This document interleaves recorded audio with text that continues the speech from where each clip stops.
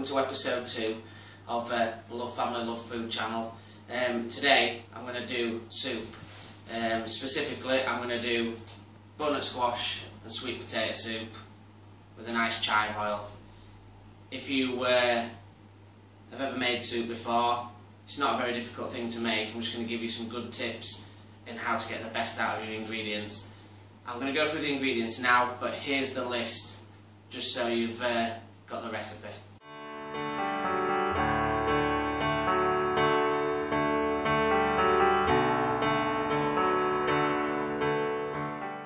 Right, so we're going to go through the ingredients. First of all, butternut squash. You can use any kind of squash you want. You can use pumpkins even if you want. So, lovely butternut squash. Try to get quite a decent sized butternut. Try not to go too small. Just makes it more difficult to prep. Sweet potatoes, super good for you. A lot better for you than normal potatoes. Make really nice soup. We've just got a few carrots. These are called chantenay carrots, which is like a sweet carrot, but any carrot will do, just to give a bit of body to your soup. Got a bit of garlic, fresh garlic. We're probably going to use about a quarter of that, and then we'll go on to the dressings after. But we've got a bit of honey, fresh, just normal, clear, pure honey, and all we're going to do that is going to help roast the veg ready for the soup. So we'll get straight to it. First, your butternut squash. Butternut squash is quite a difficult thing to cut if you're not used to it. I suggest that you get, quite a long bladed knife, like a cook's knife, with a step on it so you can keep your hands out of the way. So the easiest way to cut it first is to get your hand on the end, cut straight through the hem at the end, keep your hands out of the way. So put a little mark into it with your knife, put your hands out of the way, just push straight down. Once you've taken the top and the bottom off, you'll see where it starts to get fat near the bottom. Just cut straight down there and you'll be into 2 pieces. Once you're in 2 pieces, you can do it with a peeler, or you can run your knife down the side. Right, so we've got all your butternut squash cut, just trimmed up nicely. So 2 butternut average size is what you need for this one. You've got your 2 top pieces, and they're solid all the way through. And these 2 are the way all your seeds are. So what we're going to do, a bit like when you do a melon or something like that, just cut it into quarters. 1,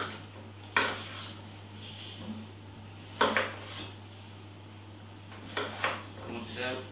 You've got all your seeds in there, so you can either get a spoon, you can do it with your hands, or you can just gently trim down with your knife and take the seeds out.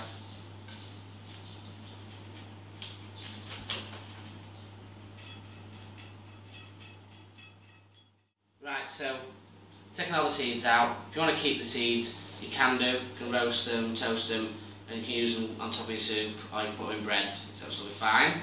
But for this, we're going to use just chive oil, so we're not going to do. So all you're going to do is just roughly chop them up. Nothing fancy about it, because after everything it's going to be blitzed up. So just try and keep them all a rough size, so that they cook at a similar rate, that's all.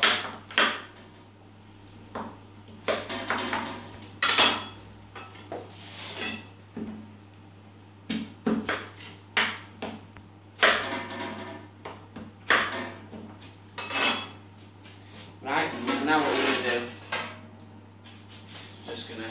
we've got a little bit of a roasting tray, we'll just get a little bowl, and we're going to put them into the bowl, and I'll show you why in a second. So that goes there. So next one we've got is this sweet potato, so just like the other ones, cut the ends off, you'll see, and just a peeler or a knife, whichever you feel comfortable, and just peel lengthways to remove the first layer of skin. Right, so peeled the sweet potato. I've got 3. should give us a nice texture, nice full body to a soup. Again, nice and simple. Put your knife on the top, push down. Again, just keep it a similar size to your squash. They don't take very long to cook the sweet potato. It's a lot faster cooking vegetable than a normal potato would be.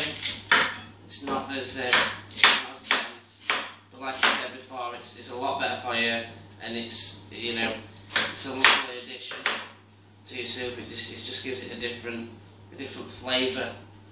It brings something completely different than potatoes to it. It's such a versatile thing as well, because you can have it with jacket potatoes or anything like that. So what we're going to do now, so we've got all of us butternut and we've got all of us sweet potato there. What we're going to do is I'm just going to get some olive oil, and I'm just going to put, you know, not ridiculous, but a fair glug. Just give it a little shake so it coats everything. That's it. And then what we're going to do, just going to get a bit of honey. And I'll tell you what we're going to do. I'll take the cap off first, because it works a lot better when you do that. There we go. That's it better actually, because we'll use this. There you go. So you want to, I'd say, a good 4 tablespoons of honey. It won't overpower it, it just gives it a nice, brings the sweetness out of the butternut and the carrot. So what we're going to do now is just, if you want to come and have a little look, we're just going to pour that onto the tray. It may look like it's slightly loaded, but don't worry about that, because both of them go really soft, and they'll cook down really nicely together. And all we're going to do now is, if we're going to get some carrots, and like I said before, it doesn't have to be a specific carrot or anything like that, just a standard carrot. What we're going to do is just take the top and tail off them. These ones with chantenay carrots, they're quite sweet, and you don't really need to peel them, to be honest. I've already given these a quick swill under the tap. I would recommend doing that, but you don't really need anything more than that. And we're not going to put loads of carrots in, we're just going to put probably about 6 or 7 little carrots in there, just to give it a bit of background flavour, because you get some good flavour from carrots and it brings a nice texture. So we're just going to put those over the top with the rest of your veg. And all I'm going to do now is I'm going to get my pepper. You need quite a decent amount of seasoning to start off with, on top of there.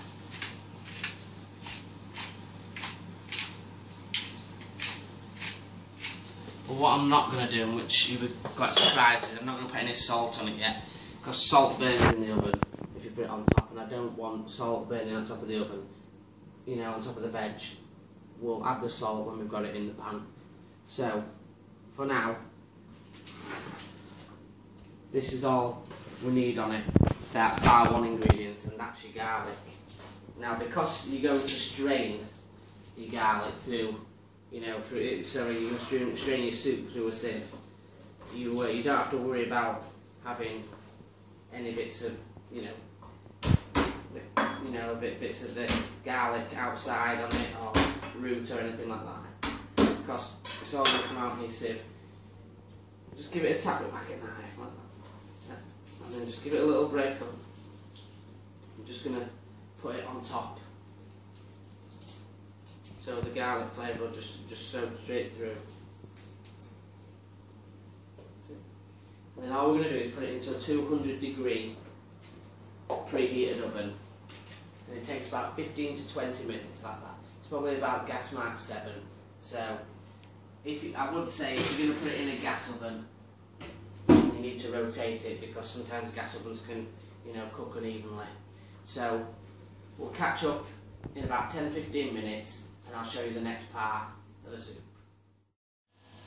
Right, we've got the soup in the oven, it's ticking away. So in that time, it gives us, we can make the chive dressing or the chive oil or the chive salsa, even if you want to call it the chive pesto. What we're going to do, really simple. If you want to do this by hand and chop it really fine, you can, but a little bar blender, or even the blender that I used the other day to blend the sauce for the meatballs, or the one that I'm going to show you today, when I'm going to blend the soup with when it's cooked, they're absolutely fine also in it with a bowl. But seeing as we've got a bar blender, it makes life a lot easier. So just get your chives, and you want just a pack that you get from your supermarket, or you know what you're deriving, or if you've got them in your garden, just clip a good little wedge off. Right, and then put your chives into your jug or container or whatever you've got, and then we're going to add nice extra virgin olive oil, and a nice glug in there to give it a little chug. We don't want it too wet, so even though it looked like I was doing it for a long time there, it's only just coming out. So we've probably got there 100ml, 150ml tops of oil. If you want it looser than that, then that's absolutely fine, you can do. Only a tiny touch of salt, and the reason being, if you put too much salt in a dressing, especially one that's got herbs in, it will discolour your veg, or discolour the herb, or whatever you put in it, because it starts to break it down. You want a really tiny amount of cracked pepper, and these are just normal dried chili flakes, just a very mild heat. They're not, you know, nothing too fiery, but if you do want a fiery, you know, a chili, you can use ancho chilies or stuff like that. You've just got a little sprinkle there, and what we're going to do is put the lid on, really simple, and we'll take it over this side. If you just want to have a look, bring it to this side, and then just a full speed.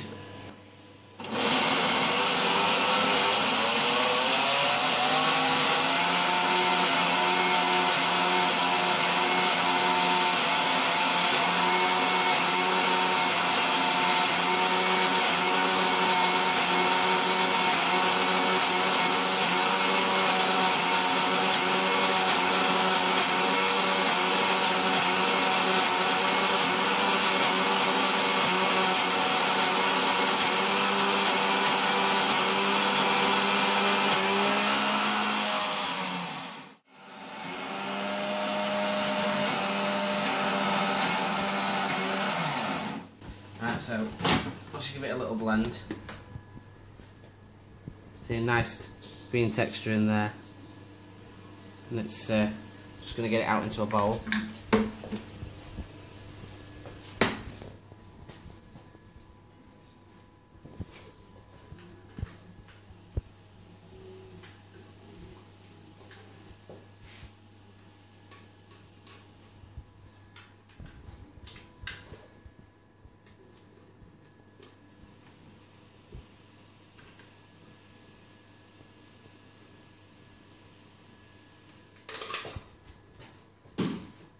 All we're going to do now is wait until the soup's ready, and we'll show you how to dress it, and then we'll show you how to store it, you know, for your freezers.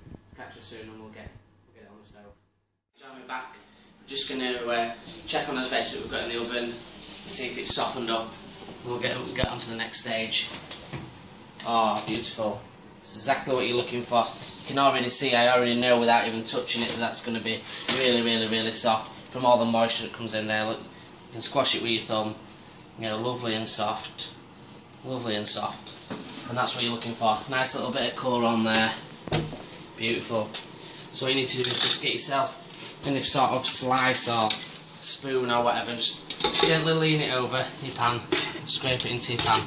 Just make sure that you don't get any of your parchment paper in there, because obviously that's not going to taste very nice. So, there we go, everything's in there. Make sure you get all that liquid, obviously, you don't want to waste all that liquid that you've got in there from the honey and from your olive oil. Get rid of that now. So, bring your spoon. So remember what I said.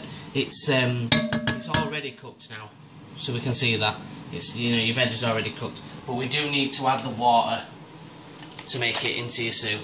If you wanted at this stage just to keep that and puree it down and add a bit of butter and a bit of seasoning to it, then you know you've got a lovely puree that you could have with fish, with chicken, on your Sunday roast, whatever you wanted.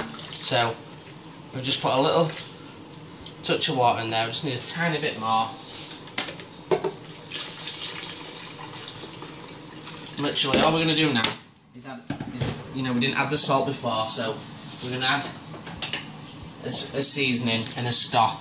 Just going to bring it up to the boil. As soon as it hits the boil, we'll turn it off and we're going to blitz, because it's already, you know, ready to cook. You know, it's lovely and soft. It's ready to go.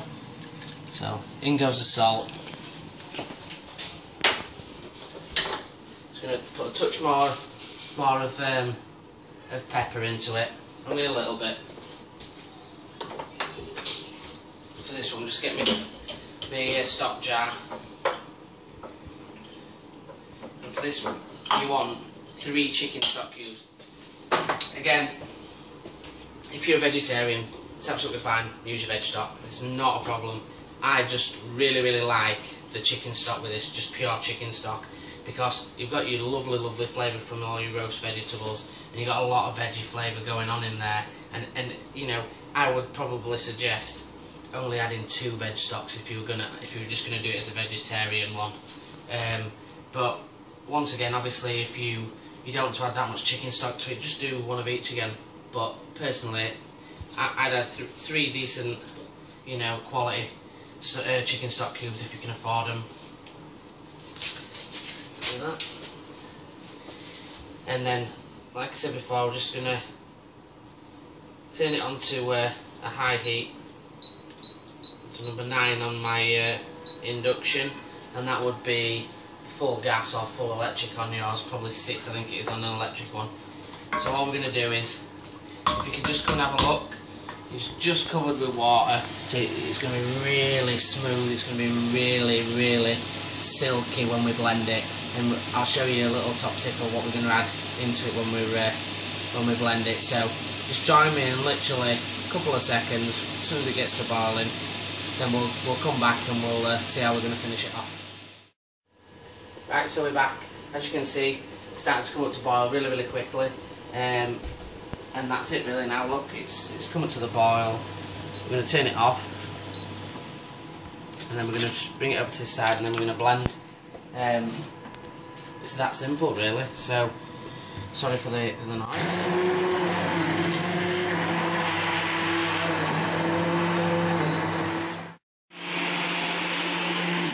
Right, so that quickly came together. If you want to have a look at consistency, it's a lovely smooth consistency.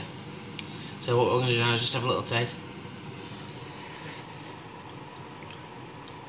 That's beautiful. It's spot on actually. It doesn't need any seasoning whatsoever. So what I'm going to do now is we're going to go straight to showing you how you can utilise that nice chive dressing that we made earlier on. So just carefully take it over. Just got a bit of unsalted butter in there. I'm just going to drop that unsalted butter into this pan. Into there. So as we've just lifted it into there, if you just come and have a look with the camera, it's quite a chefy thing to add, but it just finishes it off that little just tiny. You don't have to do it if you don't want to. I mean, even if you just want to put a little bit of olive oil in there, but you absolutely don't have to. But just a little, just adds a different dimension to your soup. Just as you can see, you know, it's getting that nice silky finish to it, and just let it melt away into your soup.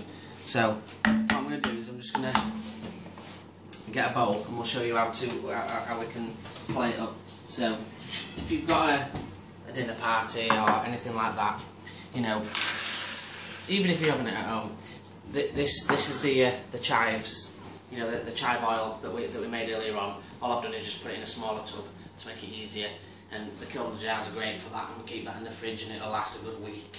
So, if you want to come up and have a little look. Right, so we're just going to find the ladle. Go. And this is how I would do it up if you're having, even if you're just having it for a meal between two of you, and you know, you just want a little romantic meal. It's just, even if it's just for yourself, it's just a nice, you know, finish to your soup. Like I said before, if you want to roast your butternut seeds, you can do, and put them on top. That's absolutely fine. What we're going to do, we're just going to get that oil. Just going to give it a little mix up. If you want to come close and see how we do it. So we're mixing that oil up now, and just get about a teaspoon, and just start in the middle, and just move out, and just drag it up over your. It's a bit more of the modern way of dressing. Traditionally, you're going around in circles, but all we're doing, just running it through the soup, and that's it. Nice and simple, really easy. The other option is going in and getting hold of these. You can get them at any supermarkets, and little metal freezer tubs. What you do, you let your soup go to room temperature, and you can keep it in the fridge for a week if you do that.